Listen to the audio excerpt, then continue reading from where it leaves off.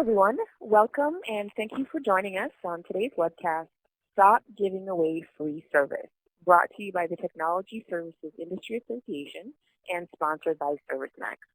My name is Stacey Randolph and I'm your moderator for today. Before we get started, we do have just a few housekeeping items. Audio for this webcast is routed through your speakers, so if you encounter any audio quality or technical issues, let us know right away via the questions panel. To ensure that you are seeing the entire presentation screen, you may access full screen view via the toggle button that's located at the top right area of your console. We, of course, encourage you to ask questions at any time via the questions panel. If we don't get to your question today, we will definitely follow up with you.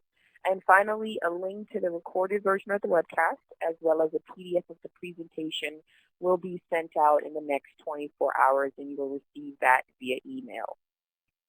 So once again, I want to thank you very much for taking the time to join us. We always appreciate when you take time out of your busy schedule to be on our live event. Our presenters today are John Ragsdale, and John is TSIA's VP of Technology Research. And then we also have Vidya Chadaga, and Vidya is the Director of Product Marketing for ServiceMax. So we're in a 30-minute window for our webcast today, so let's go ahead and get started. John, over to you. Thank you, Stacey. Hello, everybody, and welcome. I always know we have a good topic when we've got a great international audience, and we've got a lot of folks on the line today from South America, Europe, and Asia. So thank you all very much for joining us. I know it's early in the morning or late at night for some of you. We're talking about a pretty important topic today. We want to make our customers happy, but at the end of the day, we've got to balance the books too. So we've got to stop giving away free service. And this comes down to contract management and entitlement, making sure that every customer has a valid in-warranty product, or else they've paid for an extended warranty or added that maintenance agreement. So making sure that we're able to definitely give customers the service they paid for and charge them for the services they're about to receive. So it seems pretty simple, right? You've got a service contract and you check it and then you give customer service. But it's really not that easy. And I reached out to members asking what's going on with contract management and what's so difficult about contract management. And you can see some of the quotes I received back. These are all from high-tech companies, ranging from we give service away for free all the time because we can't find the entitlement. We've got 16 different contract databases across 7 countries, which is, with all the mergers and acquisitions going on, is an all too common situation. Another thing is regional differences. One quote here is found out that Asia was using the wrong price list, so they've been actually charging the wrong amount all this time. So a lot of challenges when you've got your maintenance and contract information in a lot of different places. And you know, I started at one of the early CRM vendors when we were building a contracts management project. That was one of my assignments. And we had such a naive view of the world back then. You know, we thought everything came through a phone. You have this IVR pop, automatically did that entitlement in your one contracts database, and then you were able to deliver service. So that's the concept, but of course reality is a very different picture. To begin with, we've got a lot of different channels. Very few, if any, are really integrated into a contracts database, and there is no single contracts database. As I said, mergers and acquisitions mean that most companies have entitlement information in 5 or a dozen places, and it's not all databases too. I've heard some really scary stories about preventative maintenance contracts tracked in an Excel database. So you have to actually go to a paper record or find the right spreadsheet in order to know what's going on with your customers. So ultimately, we deliver service to customers, but that entitlement process can be very painful. You know, I always say dragging them through the glass is a bad thing to do, and that's what it feels like sometimes. And ultimately, we're delaying their ability to get service, and sometimes we give up in the contract process and just go ahead and give them service when they aren't actually entitled to it. So that's definitely a revenue hole that we've got to plug. So in my annual technology survey, I asked our members what technology they're using, how satisfied with it, and where they have incremental budget for new tools over the next 2 years. And contract management is one of the areas that I cover in that survey. And as you can see, 65% of members say they have some sort of automated entitlement or contract management database in place.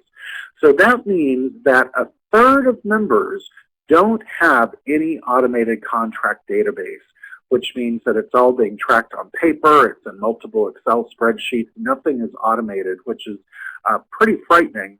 And even that 65% don't seem to be that satisfied.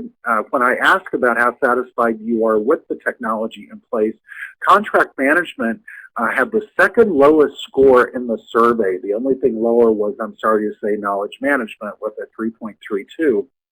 So with 5 Point being extremely satisfied, you can see that we're not exactly meeting people's needs with an average score of 3.37. So the good news here is that 46% of our members, almost half, have budget in 2012 or 2013 for new or additional contract management tools. So the conversations I'm hearing is not only trying to consolidate all the contracts, but trying to do a better job of being able to check that entitlement easily across multiple channels. And something I'll be talking more about in a minute is starting to deliver more granular levels of service, which allows us to charge and start doing more upsell and cross-sell. So having this entitlement is really critical at every step of interacting with customers. You know, a key metric here is that according to the data that our members give us, the fully burdened cost of a field service visit on the enterprise side is up to $1,000. So if you think that you're sending that field tech out to a customer who has an expired service contract, you're flushing $1,000. So you think about, you know, $1,000 a visit adds up very, very quickly. But it also gives you an enormous revenue potential. When a customer calls and their warranty is expired, or their maintenance agreement is no longer in date, this gives you a great opportunity to either renew the maintenance agreement or to offer single visit fees. You can just have a per fee visit if they don't want to sign a new contract. But the key here is that we've got to recoup our expenses. And at $1,000 a field service visit, we simply can't afford to ever give away a visit for free. So on the right side here, I have the basic field service flow, starting with scheduling and dispatch and moving all the way through the cycle. And entitlement is critical at every piece of this. Of course, it's very important at the schedule and dispatch. Does the customer have a 2-hour response time, an 8-hour response time, a 24-hour response time? What have they paid for? Or have they not paid at all? So this is really important information to have when you're scheduling people to go on site. Once they show up, diagnostics and repair. Have they paid an additional fee for remote diagnostics? If so, you can do some work before you even go on site so you know exactly what's wrong. Logging that work performed, this and the travel and expenses, this is an important piece if you're going to be billing people for services. You've got to have a very detailed list of everything that you're doing, getting signature approval, etc. And that's a level of detail you probably aren't going to track if they're a fully entitled customer. So you've got to know what you're getting yourself into before you go on site. And of course, we've got the upsell and cross-sell step. We're seeing much more adoption of this in the field. When you have a field tech actually in a customer's home or in their office, it's a very intimate situation, and it's a terrible lost opportunity not to try upsell or cross-sell. And of course, this is a great time to let them know that their service contract is about to expire. Go ahead and get them signed up for a new program.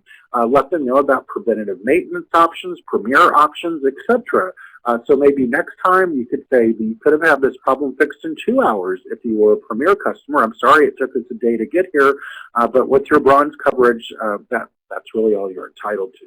So it's a really great opportunity for upsell, cross-sell.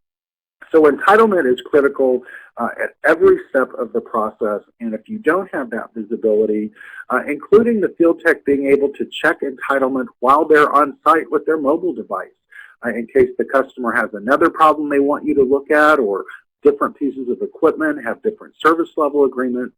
There's a lot of detail here that we've got to be able to check. So I have just a very simplistic look here at multiple levels of service using phone standard and on-site standard and premium. And you see lots of different, every company's got different versions of this, whether the customer is paid for 8 to 5 Monday through Friday or 24/7 by 365, as well as the response time. If it's not a critical piece of equipment, maybe an 8-hour window is all the customer cared about.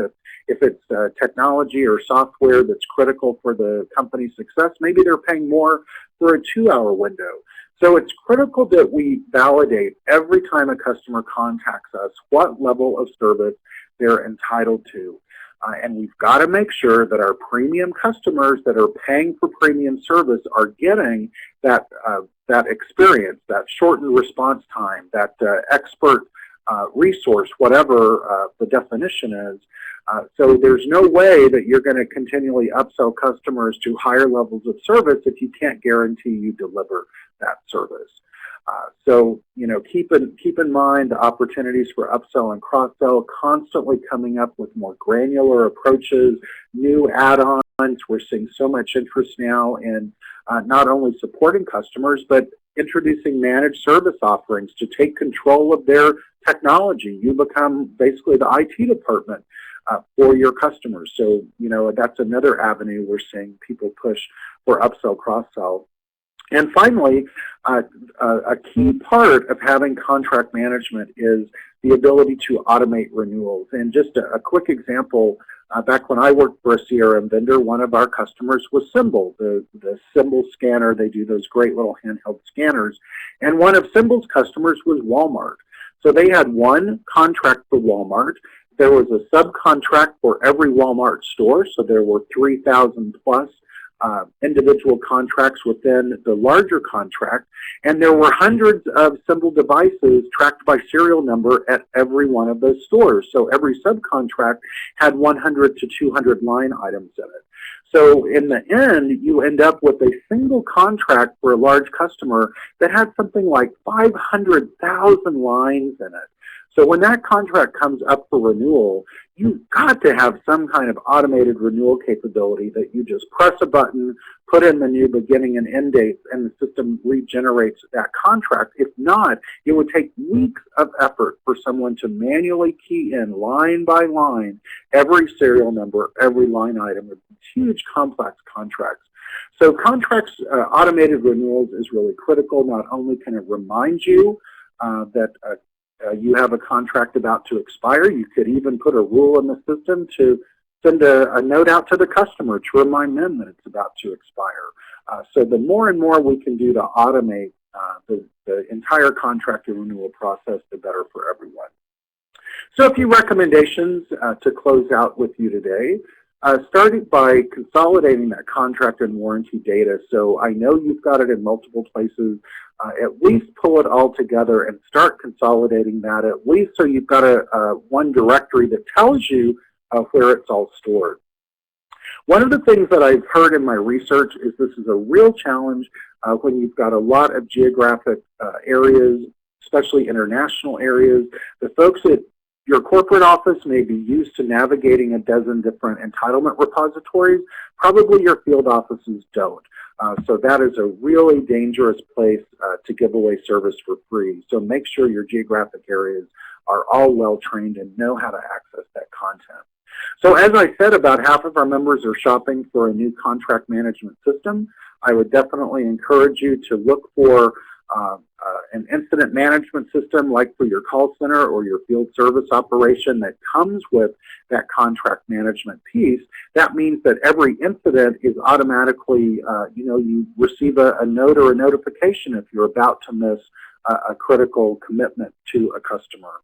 So having that pre-integrated into incident management or field service is really critical. And finally, once you've got that great entitlement program in place and you're able to delineate very granularly what customers have paid for, start introducing more premium levels. Every year we see new creative approaches that we're trying to push customers to pay us for more service options. So once you're able to easily entitle and make sure you're delivering on very granular offerings, it gives you an opportunity to start building more and selling more.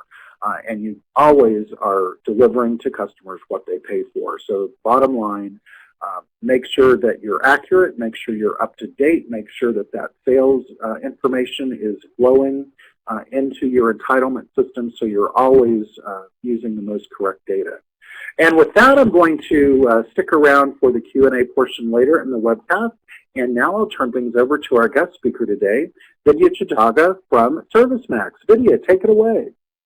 Thank you, John. Thank you so much. Welcome, everyone. My name is Vidya Chadaga. I'm the Director of Product Marketing here at ServiceMax. And let me dive straight into the topic. One thing that's pretty intriguing, and I was questioning this at the core, why do we give away service for free?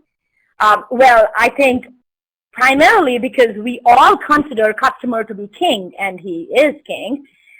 Most of the time, we have the attitude of, hey, just make it right. You know, make him happy, make the customer happy, whatever the customer asks for. And we just kind of stretch ourselves thin in order to please and impress our customers. And, you know, at the core of it, it's so much easier to say it's free or, oh, it's covered. You're there at the point of service, and your customer is looking you in the eye and saying, can you please also do this for me?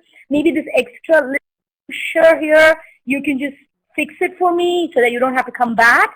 And the technician is like, yeah, okay, maybe I can do that for you. You know, it's so much easier to say that versus saying, okay, let me look up my books and see if you're entitled to do this. I mean, if you're covered to get this done for free.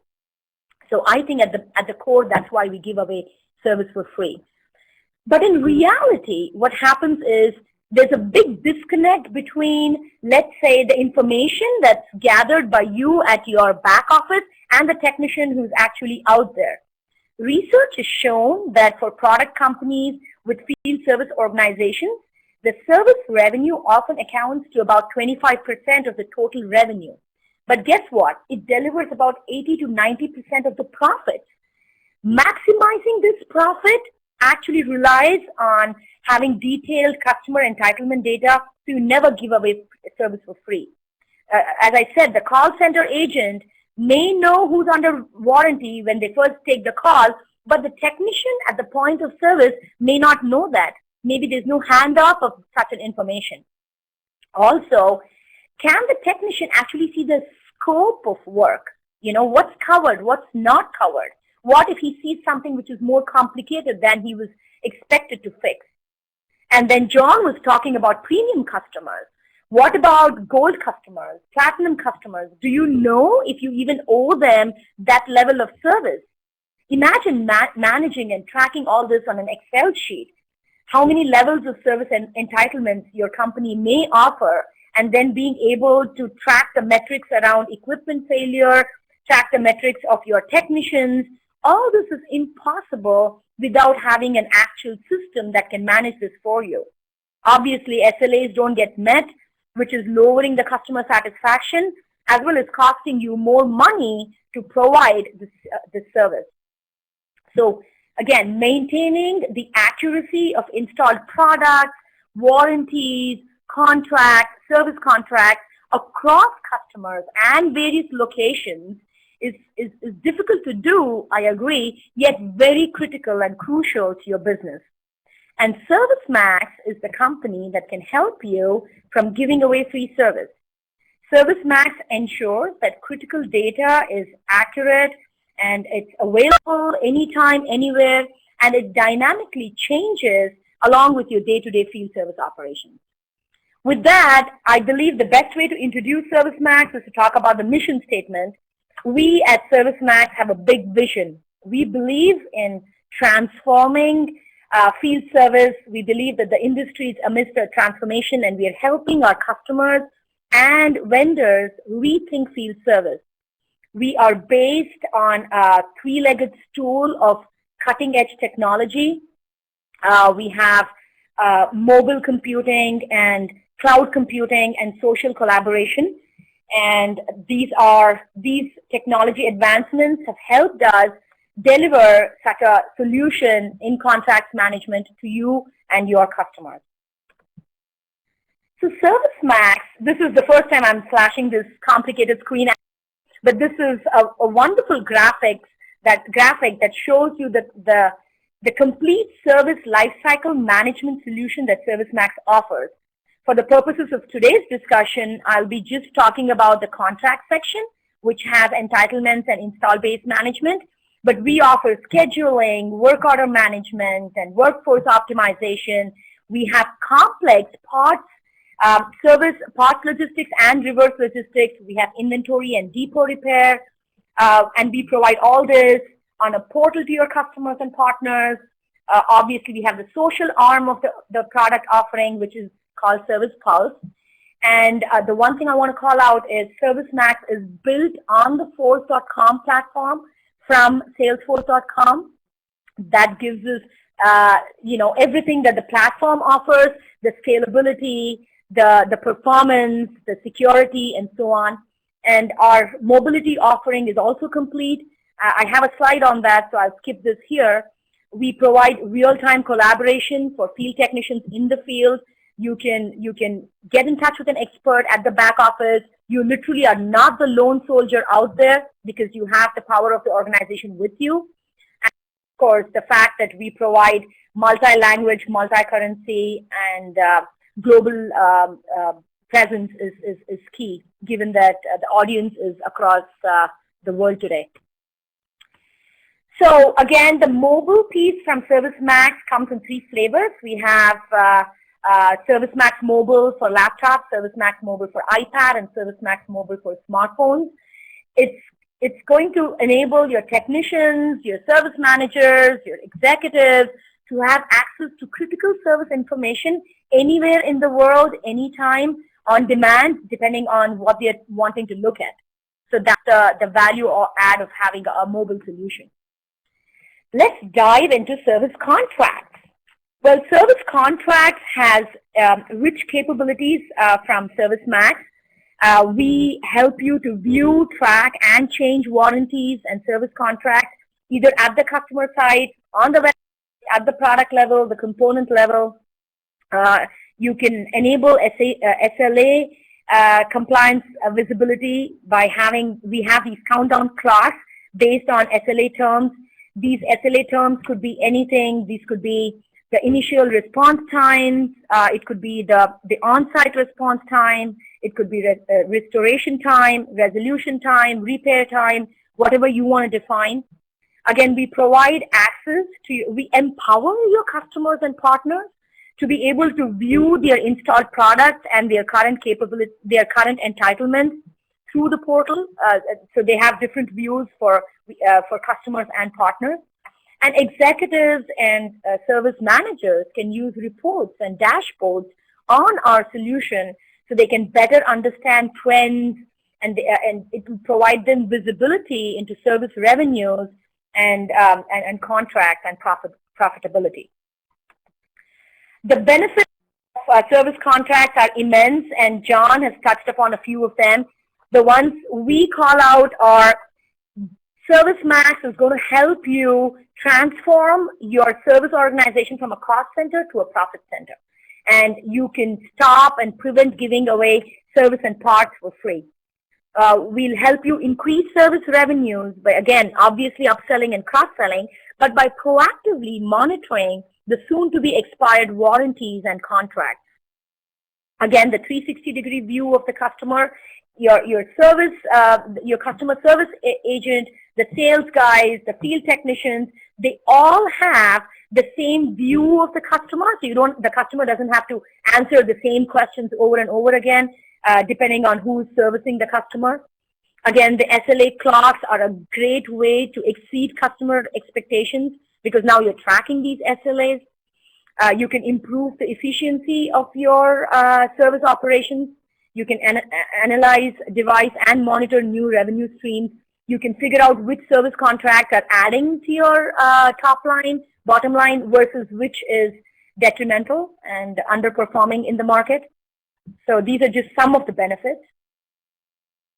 I just wanted to show a couple of screenshots. in the interest of time, I'm going to breeze through them. But this is just, just a look of one of the accounts. You can see I have the contact information, all the installed product information, service contract information, the cases, the work orders, all in one screen. You're able to track and manage them by individual components, maybe serialized part number across locations, and you can see the entire history of shipments, installations, deinstallations, movements, and so on. With entitlements, again, you can see whether the customer is covered for parts, for services, when did the coverage begin, what's the end date. And John was talking about the fantastic capacity of being able to renew something with the click of a button. Now imagine, as he said, 500,000 records. And if you're just able to pull up a report of all the contracts that are expiring, don't let go of these customers, because once they're out of contract, they might go shopping for other vendors. You kind of just hold them back and you lock them in once they are in a contract with you. We have success in both mid-market and enterprise, and hopefully the success story I'll share with you in a second will call out both aspects of this. We have customers across the world, over 150 of them. And let me dive deep straight into the example of Electrolux. Electrolux, as you know, is one of the world's largest appliance companies with over $13 billion in revenue in 2008. It's a Swedish company. They make washing machines, refrigerators, and so on. Now, Electrolux Brazil is one of the leading appliance vendors in the country. So the challenge they had was they were managing so many service partners and about 1,800 technicians across multiple solutions, and as the business was growing, information was getting lost. It was not even being captured in some places, and it was making it so difficult to meet the customer demands. Technicians were scheduled, they were dispatched to the customer side, but were unable to complete service because they didn't have the skills required. The business unit was losing money on inaccurate entitlement information and was delivering service even when the warranties had expired. So that was something that they were really struggling with. And after ServiceMax, they now have a complete end-to-end field service management solution. ServiceMax even provided integration with the company's on-premise ERP solution, their financials, inventory, and production planning system, as well as internationalization into Brazilian Portuguese. Now, through the partner portal, their service partners now have visibility into Electrolux Brazil's inventory, and the company can effectively manage partner performance against SLAs. They now have a rich database with technician territory coverage, product expertise, and work schedules, just ensuring that field technicians are assigned to the right requests with the right skills. With that, I just want to say that service contracts management is a win-win situation for everyone. And you, as a vendor, you win because you're avoiding the expensive $1,000 second trip to the customer for the same issue, or maybe even a new issue. Your customer wins because they are avoiding these expensive per visit charges for out of warranty visits from you. So this is a win-win situation, and there's tons of win-win. I just wanted to call out these two. And with that, I know we're at the top of our time slot here, so I just want to urge you to try it out for free. You can sign up for a free trial at ServiceMax.com. There's tons of information. There's case studies. Here's a screenshot of a data sheet that I urge you to read and share with your colleagues. And with that, I thank you for your time, and I turn it over to Stacy for questions.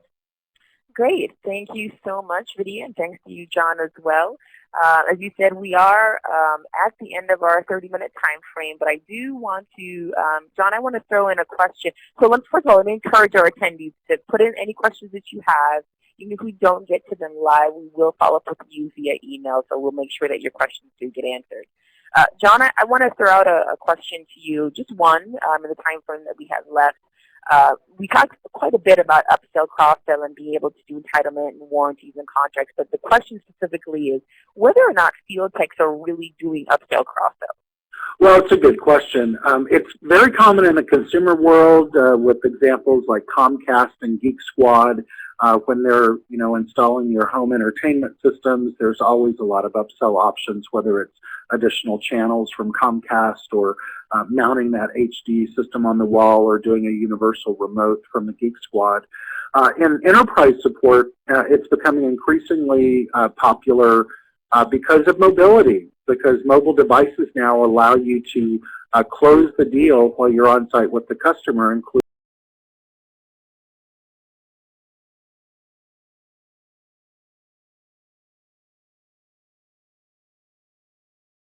maintenance services, things like that. Not really seeing them selling heavy products yet, but I think that potential is definitely there. Great. Thanks, John. And Vidya, I want to throw in one question to you. You talked about the complete service lifecycle management. Is a part of that the fact that technicians have offline access to ServiceMax as well? Thanks, Stacy. Yeah, that is a great question. Our we do offer offline access for technicians who are maybe behind the firewall, don't have internet access, they don't have, connectivity. That's when they would have, they can still dig into the knowledge base, pull up information on their iPad, show it to the customer. Absolutely. This is something that our customers have asked for, and this is something they use extensively. Examples would be you're in an airport, you're behind the security curtain, and they won't give you access. You're in a hospital, network is down, you don't have access, but you still need to be able to service your customers. So offline access is key. Okay, great. So we are a couple minutes over, and I want to make sure that we try as best we can to stick to the time frame that we advertise, as in that being the 30-minute window. So I want to thank our presenters for a very informative webcast, and I also want to thank you as our attendees for joining us today. Again, please feel free to input your questions, and we will follow up with you via email. So once again, thank you very much for joining us, and everyone have a great day.